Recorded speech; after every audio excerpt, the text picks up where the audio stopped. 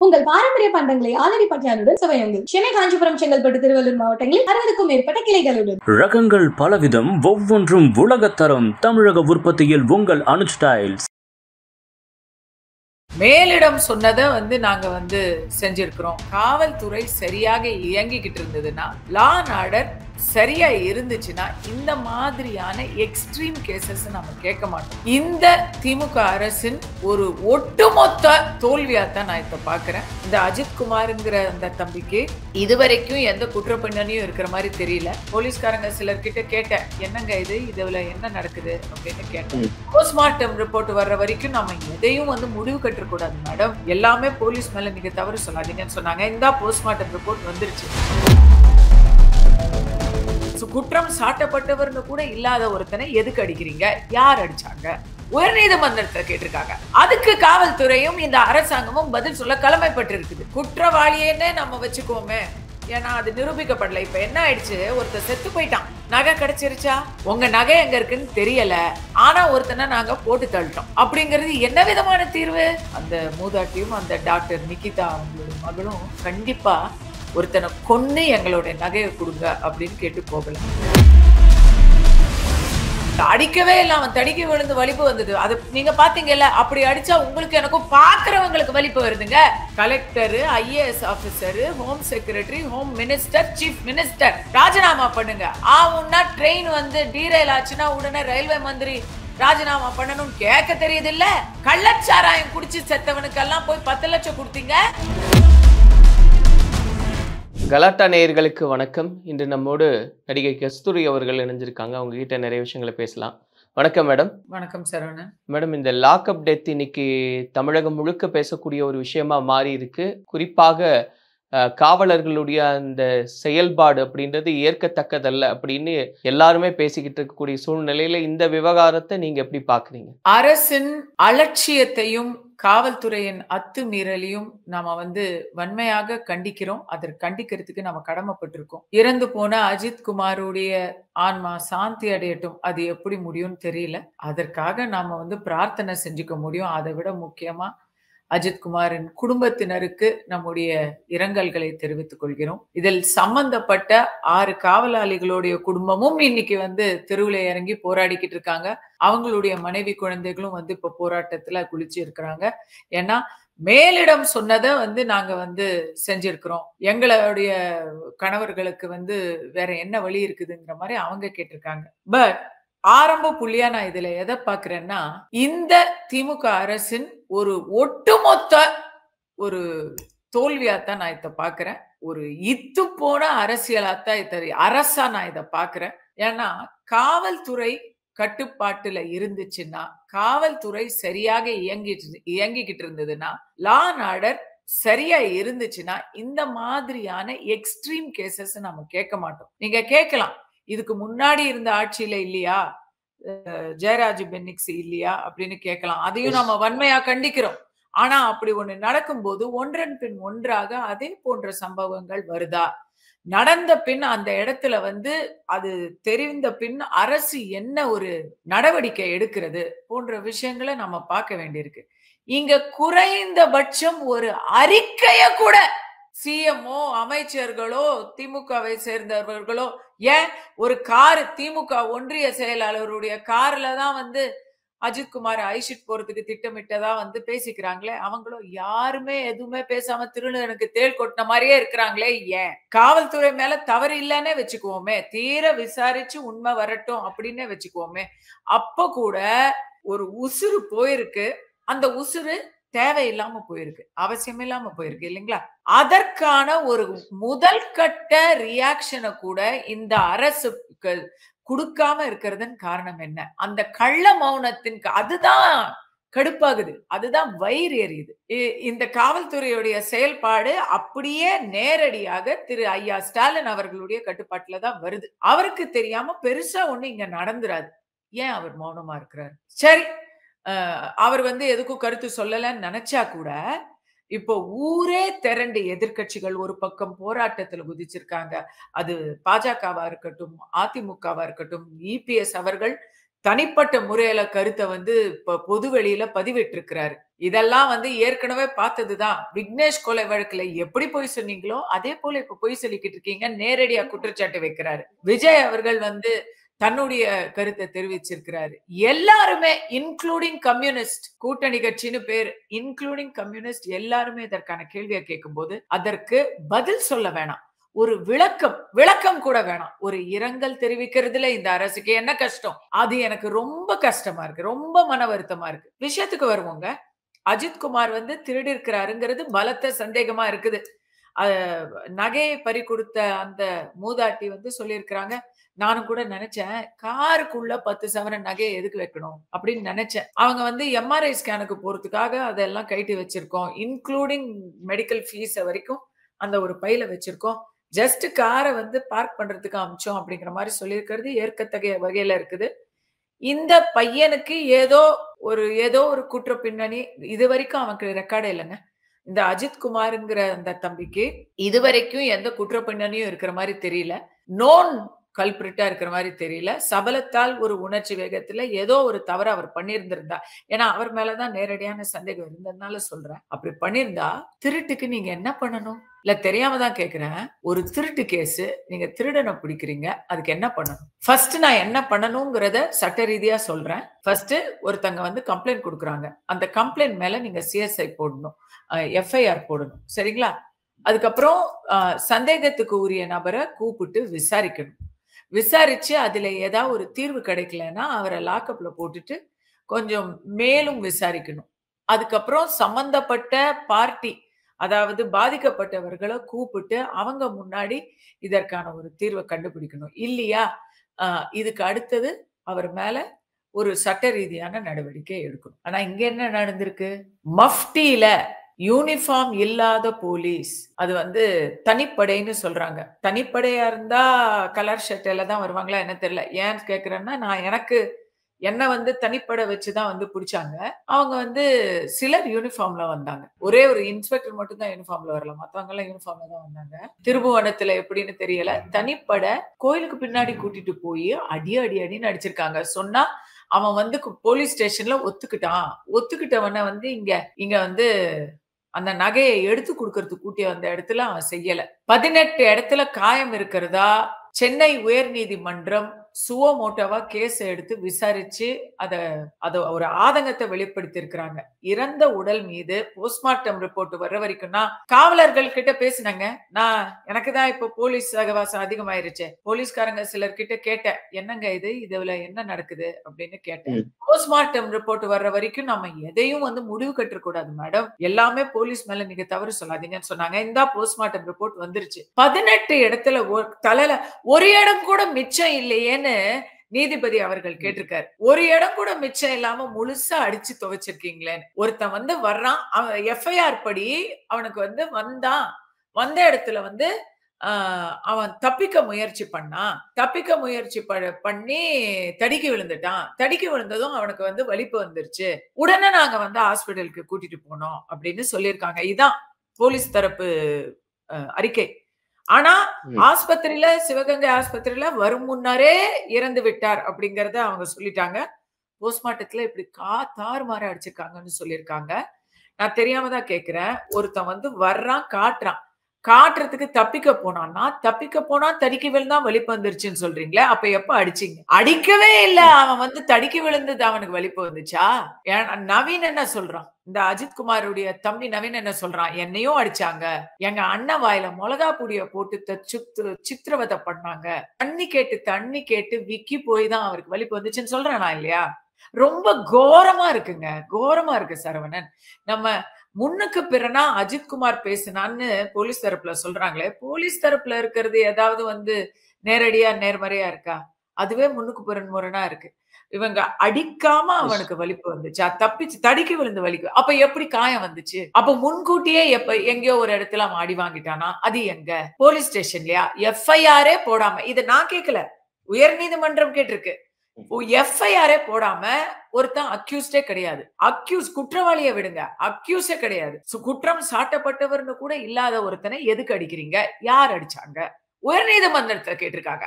அதுக்கு காவல்துறையும் இந்த அரசாங்கமும் பதில் சொல்ல கடமைப்பட்டிருக்குது. உள்துறை மந்திரி இதுக்கு பதில் சொல்ல கடமைப்பட்டிருக்கிறாரு. யாரு உள்துறை மந்திரி? ஐயோ, நம்முடைய இரும்புக்கரம் ஐயா அவர்கள் தான். அவர் இன்னைக்கு ஏன் பதில் சொல்லாம மௌனமா இருக்கிறாரு? ஸ்டெர்லைட் ஷூட்டிங் நடந்துச்சே, துப்பாக்கி தாக்குதல், அப்ப எவ்வளவு பேசுனீங்க நீங்க? பென்னிக்ஸ் ஜெயராஜுடைய லாக்அப் மரணத்தும் போது நீங்க எவ்வளவு பேசுனீங்க நீங்க? ஐயா, அப்ப ஓட்டு போட்டு நீங்க வந்ததும் நீங்க அந்த நிலை மாறும்னு நினைச்சோமே. 4 வருஷத்துல 25 பேரு போலீஸ் கையில இருக்கும் பொழுது மரணிச்சிருக்கிறாங்க. இதுக்கு என்ன பதில்? சரி, அடுத்த கேள்விக்கு வருவோம். திருடிட்டான், குற்றவாளியேன்னு நம்ம வச்சுக்கோமே, ஏன்னா அது நிரூபிக்கப்படல. இப்ப என்ன ஆயிடுச்சு, ஒருத்தர் செத்து போயிட்டான், நகை கிடைச்சிருச்சா? திருடினவன் தான் செத்து போயிட்டான்னா இனிமே நகை கிடைக்குமா? இல்ல, வேற யார்த்தோ ஒருத்தன் திருடி இருக்கிறான், அப்பாவி ஒருத்தன் செத்து போயிட்டான்னு சொன்னா அப்ப திருடினவனும் போனா நகையும் போச்சுன்னு அர்த்தம். திருட்டுக்கு என்ன தீர்வா இருக்கணும்? போலீஸ் தரப்புல திருட்டுக்கு என்ன தீர்வா இருக்கணும்? இந்தாங்க உங்க நகையை கண்டுபிடிச்சிட்டோம் அப்படின்னு சொல்லி நகையை ஒப்படைக்கிறது ஒரு தீர்வு, அது ஒரு பாசிட்டிவ் தீர்வு. இல்லங்க, எவ்வளவு விசாரிச்சும் நகை கிடைக்கல, அது கோவிந்தாயிடுச்சுன்னு சொல்றது ஒரு தீர்வு. இல்லங்க, நகை யார் திருடனான்றது இன்னும் ருசுவாகல, உங்க நகை எங்க இருக்குன்னு தெரியல, ஆனா ஒருத்தனை நாங்க போட்டு தள்ளிட்டோம் அப்படிங்கிறது என்ன விதமான தீர்வு? அந்த சந்தேகத்துக்கு உரிய குற்றம் சாட்டப்பட்டவர், அவர் குற்றம் கூட சாட்டப்படல, எஃப்ஐஆர் அந்த நேரத்துல போடல, இப்பதான் அவசர அவசரமா எல்லாத்தையும் பதிவு பண்ணிருக்காங்க. அடிக்கும் பொழுது அவர் மேல எஃப்ஐஆர் இருந்துதான் தெரியல. குற்றம் சாட்டப்பட்டவரை நாங்க மேலுலகத்துக்கு டிக்கெட் வாங்கிட்டோம், அதனால இனிமே விசாரணை முடிஞ்சு போச்சு, ஏன்னா விசாரிக்க ஆளு மிச்சம் இல்ல. இது அழுவறதா சிரிக்கிறதாங்க? போலீஸ் கிட்ட நம்ம எதுக்காக போறோம்? ஒரு நமக்கு ஒரு இழப்பு இருந்தா அது திருப்பி கிடைக்கணும். கண்டிப்பா அந்த மூதாட்டியும், சிவகாமின்னு நினைக்கிறேன் அவங்க பேரு, அந்த மூதாட்டியும் அந்த டாக்டர் நிகிதா அவங்களுடைய மகளும் கண்டிப்பா ஒருத்தனை கொன்னு எங்களுடைய நகையை கொடுங்க அப்படின்னு கேட்டு போகல, இவன் மேல சந்தேகமா இருக்குன்னு கேட்டு போயிருக்காங்க. அதுக்கு நீங்க ஏதோ ஓரளவு விசாரணை பண்ணலாம், மிரட்டி கூட விசாரணை பண்ணலாம். என் தமிழ்நாட்டுல பாத்ரூம்ல வழுக்கி விழுந்துட்டாங்க அப்படின்னு சொன்னா மக்கள் அதுக்கு பேராதரவு கொடுக்குறாங்க. நிறைய இடத்துல ஈவ் டீசிங் கேஸ்ல மாற்றவங்க எல்லாம் போலீஸ் ஸ்டேஷன் பாத்ரூம்ல வழுக்கி விழுந்து மாவுக்கட்டோட வரதை நம்ம பாக்குறோம். நம்ம காவல்துறையை அப்படி தேவையில்லாம நம்ம கை காட்டுறது இல்லைங்க. நம்ம மக்கள் எல்லாருமே போலீஸ் மேல ஒரு பெரிய அபிமானத்தை, நான் உட்பட போலீஸ் மேல ஒரு பெரிய அபிமானத்தை வச்சிருக்கிறாங்க, ஒரு பெரிய மரியாதையை வச்சிருக்கிறாங்க, நமக்கு செய்வாங்க ஏதாவதுங்கிற நம்பிக்கையே இன்னும் வச்சிருக்கிறாங்க. பட் நான் கேக்குறேன், இது வரைக்கும் எத்தனை நகை திருடு போயிருக்கு? வீடெல்லாம் திறந்து கொள்ள போன சம்பவம்லாம் எத்தனை நம்ம பேப்பர்ல பாக்குறோம். உங்களுடைய இன்டர்வியூ மூலமா நான் இதை தெரிஞ்சுக்க விரும்புறேன். இதை பார்க்கக்கூடிய பொதுமக்கள், உங்களுக்கு நகை அல்லது பணம் திருடு போயிருந்தா அதுல போலீஸ்ல புகார் கொடுத்து உங்களுக்கு எவ்வளவு மீட்கப்படுகிறது? மொத்தமா யாருக்காவது கிடைச்சிருக்கு, அப்படியே சொன்னது மொத்தமும் எங்களுக்கு திருப்பி கிடைச்சிடுச்சுன்னு யாராவது இருந்தா தயவு செஞ்சு எனக்கு இந்த கமெண்ட் மூலமா தெரிவிங்க. நான் உங்களை தெரிஞ்சுக்க, உங்களை அறிஞ்சிக்க நான் விருப்பப்படுறேன். இப்போ ஆக்சுவலா இதுல இன்னொரு கேள்வி மேடம், இப்ப நீங்க சொன்ன மாதிரி இதுக்கு முன்னாடி நடந்த நிகழ்வுகள் எல்லாம் இப்படி எல்லாம் நடந்திருக்கக்கூடிய சூழ்நிலையில இவர் தான் எடுத்திருப்பாரான்னு உறுதியா தெரியல, எஃப்ஐஆர் போடாத ஒரு சூழல்ல இவ்வளவு தூரம் நடந்துக்கிறதுக்கு என்ன காரணம்? ஏன்னா இன்னைக்கு அவங்க குடும்பத்தாரெல்லாம் மேலதிகாரிகள் சொல்றதே இவங்க எல்லாம் இப்படி செய்யறாங்கன்ற மாதிரியான ஸ்டேட்மெண்ட் எல்லாம் சொல்றாங்க. என்ன காரணமா இருக்கும்? அவங்க இல்ல, ஒரு 6 பேருடைய குடும்பம் இன்னைக்கு தெருவுக்கு போராடிக்கிட்டு இருக்கிறத பார்க்க எனக்கும் மனசு வருத்தமா இருக்கு. ரொம்ப அதை பார்க்கும்போது சகிக்கதான் இல்லை. ஆனா இப்ப நம்ம ஒரு வீடியோவையும் பார்த்துட்டோங்க. அத அந்த குடும்பத்தை சேர்ந்தவர்கள் அந்த போலீஸ் தரப்புல பார்த்தாங்களா என்னன்னு எனக்கு தெரியல. ஆனா அந்த வீடியோல என்ன தெரியுதுன்னா, என்னத்தான் மேலதிகாரம் மேலிடம் விசாரிக்கிறதுக்கு முழு சுதந்திரத்தை கொடுத்திருந்தாலும் அப்படியா ஒரு மிருகத்தை கூட, சர்க்கஸ்ல கூட, இன்னைக்கு சர்க்கஸ்ல பிராணிகளை வதை செய்ய முடியாது, அதை விட மோசமா பைப்பை வச்சு அடிக்கிறாங்க, மிளகா பொடி போடுறாங்க. பார்த்தோமே, வீடியோவை பார்த்துட்டோமேங்க, வீடியோ ஆதாரம் வந்துருச்சே. அதுல ஒண்ணும் யாரும் சொல்லி நீங்க அடிச்சுதான் ஆகணும்னு கட்டாயப்படுத்த அடிச்ச மாதிரி தெரியலையே. ஆளாளுக்கு அடிக்கிறாங்க, அவங்களுடைய வக்கரத்தையும் அவங்களுடைய ஆழ்மன குரூரங்களையும் இறக்கி வைக்கிறாங்க. வீட்டுல இன்னைக்கு தெருவுல போராடுற மனைவிமார்களோட என்ன சண்டையோ என்ன தெரியல. மேலதிகாரிகளுடைய அழுத்தமா, இல்ல வீட்டுல இருக்கக்கூடிய அழுத்தமா, இல்ல வேலை பளுவா, என்னன்னு தெரியல. ஆனா அங்க அடிச்சது பார்த்துட்டோம், நம்ம கண்ணாலேயே பார்த்துட்டோமேங்க. அப்ப ஒரு திருட்டு குத்தத்துக்கு அப்படியா விசாரிப்பாங்க? ஒருவேளை வேற ஏதாவது பெருசா வேற ஏதாவது நமக்கு தெரியாத காரணம் இருக்கா? அந்த அஜித்குமாரை வச்சு செஞ்சிடணும்னு ஏதாவது நேரங்காலம் பார்த்துக்கிட்டு இருந்தாங்களா? ஏன்னா இது ஒரு திருட்டு 10 சவரன் எடுத்ததுக்கா இப்படி ஒரு மரண அடி அடிச்சாங்க. அடிக்கவே இல்ல, அவன் தடிக்க விழுந்து வலிப்பு வந்தது. அது நீங்க பாத்தீங்கல்ல. அப்படி அடிச்சா உங்களுக்கு எனக்கும் பாக்குறவங்களுக்கு வலிப்பு வருதுங்க. பாக்குறவங்களுக்கு ஏதாச்சும் நோவு வந்துரும் போல இருக்கு. அடி வாங்கினவன் கத்துறான், காதுல கேக்குது. அந்த பையனுடைய தம்பி சொன்னது ஃபிட் ஆகுது இல்லைங்களா? திருட்டுக்கு நீங்க என்ன மாதிரி விசாரணை பண்ணுவீங்க?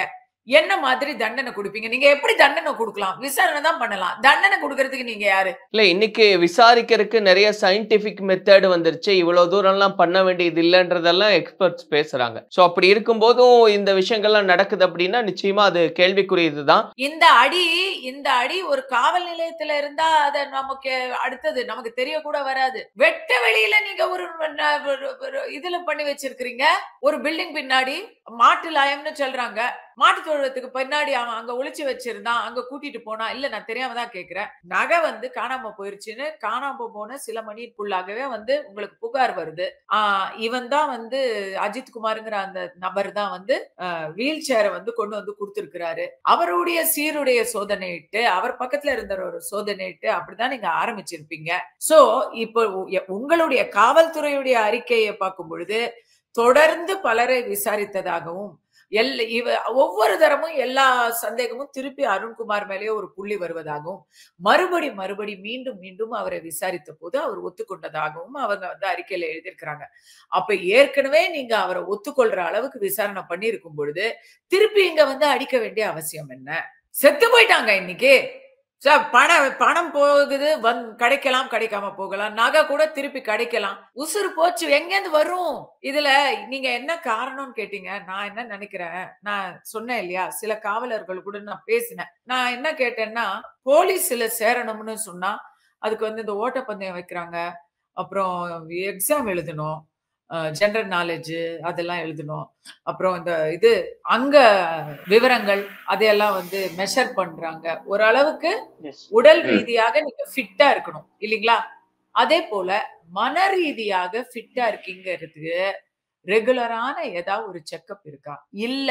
நான் கேட்டவர் என்ன சொன்னாரு, எங்களுக்கு எதுக்கு, நாங்க போலீஸுங்க, நாங்க என்ன குற்றவாளியா, நாங்க அக்யூஸ்டா, எங்களுக்கு எதுங்க விசாரணை? I think there lies the problem. ஒரு மன அழுத்தம் மிகுந்த இன்றைய காலகட்டத்துல இல்லத்தரசிகள் கூட சைக்கியாட்ரிஸ்ட் ஹெல்ப் நாடுற இந்த காலகட்டத்துல ரொம்ப டிஃபிகல்ட்டான ஜாப். இதையும் நான் என் அனுபவத்துல பார்த்திருக்கேன். எல்லாத்துக்குமே நம்ம அவங்களதான் முதல் கட்டமா விமர்சிக்கிறோம் இல்லைங்களா? ஒரு அண்ணா பல்கலைக்கழகத்துல பாதிக்கப்பட்ட பெண் நேரடியாக குற்றவாளி மேல் ஒரு புகாரை கொடுக்கும் பொழுது அத ஏற்க மறுக்கிறாங்க போலீஸ். ஏத்ததுக்கு புகார் வந்ததுக்கு அப்புறம் அவனுக்கு எஃப்ஐஆர் போடாம போய் அன்அபிஷியலா அவனை விசாரிச்சுட்டு விட்டுறாங்க. அவன் அதுக்கப்புறம் போய் ஒரு அமைச்சர் சம்பந்தப்பட்ட விழாவில பங்கெடுத்துக்கிட்டு இருக்கான். அந்த விழா கலையாம வெயிட் பண்ணிட்டு அதுக்கப்புறம் தான் அவனை திருப்பி கூப்பிட்டு விசாரிக்கிறாங்க. விஷயம் பொதுவெளிக்கு மக்கள் காரி துப்புனதுக்கு அப்புறம் தான் அதை ஒரு இதுவாவே கேஸாவே மாறுது. ஞானசேகரன் சொல்ற ஞானசேகரனுக்கெல்லாம் பம்புற அளவுக்கு ஒரு பக்கம் அழுத்தம் வருதுன்னா யார் கொடுக்குற அழுத்தம்? ரவுடிகள் எப்படி உருவாகுறாங்க? அவனை தெரியும், இவனை தெரியும், எனக்கு அவரை தெரியும் தெரியுமா, நீ தொற்றுவியா, அதுக்கப்புறம் உன்னை என்ன பண்ணுவேன் தெரியுமா அப்படின்னு சொல்ற தைரியம் அவங்களுக்கு யார் கொடுக்கறது? அப்ப அது எவ்வளவு பெரிய அழுத்தம் காவல்துறை மேல. யார் யாருக்கெல்லாம் பயப்பட்டு எப்படியெல்லாம் அவங்களோட செயல்பாடு முடக்கப்படுது. பேரணி வந்தா உடனே போலீஸ் ஸ்டேஷன் போகணும். யாராச்சும் ஒருத்தங்க தங்களுடைய அரசியல் கட்சி தங்களுடைய பலத்தை நிரூபிக்கணும்னு நினைச்சா உடனே போலீஸ்காரங்களை முதல்ல டியூட்டி போடுறது. எப்படிப்பட்ட அழுத்தத்துக்கு நடுவுல இவங்க கடமையை செய்யணும்னு சொன்னா ஏதோ ஒரு இடத்துல கேள்வியே கேட்க முடியாதவங்க மேல அதையெல்லாம் காட்டுறது. எவன் மேல காட்டணுமோ அங்க காட்ட முடியாதுன்னா உடனே எவனால கேள்வி கேட்க முடியாதோ அவன் மேல காட்டுறது. ரெகுலரா நம்ம மாஸ்டர் ஹெல்த் செக்அப் போறோம், வந்ததுக்கு அப்புறமா போறோம், வருமுன் காப்பதற்காக போகிறோம். அந்த மாதிரி வருமுன் காக்கும் திட்டங்கள் காவல்துறைக்கு தேவைப்படுது. நம்பர் 1. நம்பர் 2, காவல்துறையில மேல இருந்து சீர்திருத்தம் தேவைப்படுது. நிறைய கருப்பாடுகள் உலாவிக்கிட்டு இருக்காங்கிறது ஜனங்களுடைய ஒரு பொதுவான குற்றச்சாட்டா இருக்கு. அந்த குற்றச்சாட்டுல உண்மை இல்லாம இல்ல. ஒவ்வொருத்தர் ஒரு கேஸ் நீங்க பாருங்க, போஸ்டர் மேல சாணி அடிக்கிற ஒரு அம்மா மேல நீங்க என்ன நடவடிக்கை எடுக்கிறீங்க, எவ்வளவு துரிதமா எடுக்கிறீங்க. லாக்அப்ல மாற்ற ஒருத்தங்களை நீங்க எப்படி ட்ரீட் பண்றீங்க. இப்ப ஒருத்தர் இறந்து போயிட்டாரு. இந்த இறப்புக்கு நீங்க யார் வந்து அதுக்கு பொறுப்பேத்துக்கிறீங்க? யார் பொறுப்பேத்துக்கணும்? அந்த 6 குடும்பங்களுடைய மனைவிமார்கள் கேட்கறது கரெக்ட் தான். இதுக்கெல்லாம் வந்து அடிச்சவன் பொறுப்பா? அடிச்சவங்க மட்டும் பொறுப்பா?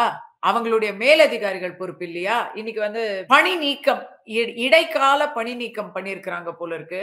சிவகங்கை ஏசிய. அவரை இடைக்கால பணி நீக்கம் பண்ணிட்டு ஒரு விசாரணை கமிஷன் ஆரம்பிச்சு மக்கள் மறதி மேல பாரத்தை போட்டுட்டு இருந்துடலாமா? இதுக்கு தார்மீக பொறுப்பேற்று உள்துறை அமைச்சர், உள்துறை செயலர் எல்லாரும் ராஜினாமா பண்ண வேணாமா? Collector, IAS officer, home secretary, home minister, chief minister ராஜினாமா பண்ணுங்க. ஆவுன்னா ட்ரெயின் வந்து டீரைல் ஆச்சுன்னா உடனே ரயில்வே மந்திரி ராஜினாமா பண்ணணும்னு கேட்க தெரியுது இல்ல? பென்னிக்ஸ் ஜெயராஜுடைய லாக்அப் மரணத்தும் போது EPS நீங்க என்னெல்லாம் கேட்டீங்க? அப்ப அதை நீங்க கேட்டதை எதையும் அவர் செய்யலன்னு சொல்றீங்கல்ல, நீங்க செய்யுங்க, ராஜினாமா பண்ணுங்க, குறைந்தபட்சம் பொறுப்பேத்துக்குங்க. இதுல அடுத்தது என்ன நடவடிக்கை எடுக்கிறீங்க அப்படிங்கறது எங்களுக்கு சொல்லுங்க. கள்ளச்சாராயம் குடிச்சு செத்தவனுக்கெல்லாம் போய் 10 லட்சம் கொடுத்தீங்க. பெரிய சீர்திருத்தம் காவல்துறையிலும் அரசு அதிகார தரப்பிலும் வர வேண்டும். இல்லனா இப்படியே பொதுமக்கள் புலம்பிக்கிட்டே இருக்க வேண்டியதுதான். லா அண்ட் ஆர்டர் வந்து சந்தி சிரிக்குது. அந்த தொடர் தோல்விகள்ல இது அடுத்தது எப்ப வரும்? ஒண்ணு இப்பெல்லாம் வந்து ஒரு மாசத்துக்கு ஒண்ணு ஒரு தலைப்பு செய்தி ஆயிட்டு இருந்தது. இப்ப மாசத்துக்கே வந்து 4 தலைப்பு செய்தி வந்துட்டு இருக்கு. தினந்தோறும் அடுத்தது என்ன வரும்னு தெரியல. கஞ்சா கடத்திக்கிட்டு அந்த பணத்துல வந்து படம் எடுத்துக்கிட்டு இருக்காங்க. அதுக்கெல்லாம் இன்னும் எந்த தீர்வும் கிடைக்கல. ஆனா எவனா ஒருத்தன் மாட்டுனா போதும், அவனை யார காப்பாத்துறதுக்காக இவனை அவசரமா இவனை அடிச்சு கொண்டு இருக்காங்கன்னு சில பேர் கேக்குறாங்க சார். எல்லா விதமாவும் இப்ப கேள்வி கேட்பாங்க. ஏன்னா இது நான் வருத்தத்தோட சொல்லிக்கிறேன். காவல்துறை மேல சந்தேகம் வரும்படியாக காவல்துறையே நடந்துகிட்டா ஒரு அவசர முடிவால ஒரு ஒட்டுமொத்த துறைக்கும் வந்து தவறான ஒரு கண்ணோட்டம் வருது இல்லையா? என்கிட்ட கனிவா நடந்துகிட்ட காவல் அதிகாரிகள் எல்லோரிடமும் அப்படி நடந்துப்பாங்கன்னு நான் எதிர்பார்க்கறதுல என்ன தப்பு? இப்போ பொறுத்திருந்து பாப்போம் மேடம். இதுல என்ன மாதிரி அடுத்தடுத்த நகர்வு இருக்கு அப்படின்னு சொல்லி அதை ஒட்டி நம்ம பேசலாம். உங்கள் பாரம்பரிய பண்டங்களை ஆலடி பட்டியானுடன் சுவையுங்கள். சென்னை, காஞ்சிபுரம், செங்கல்பட்டு, திருவள்ளூர் மாவட்டங்களில் 60க்கும் மேற்பட்ட கிளைகளுடன். ரகங்கள் பலவிதம், ஒவ்வொன்றும் உலகத்தரம். தமிழக உற்பத்தியில் உங்கள் அனுஜ் டைல்ஸ்.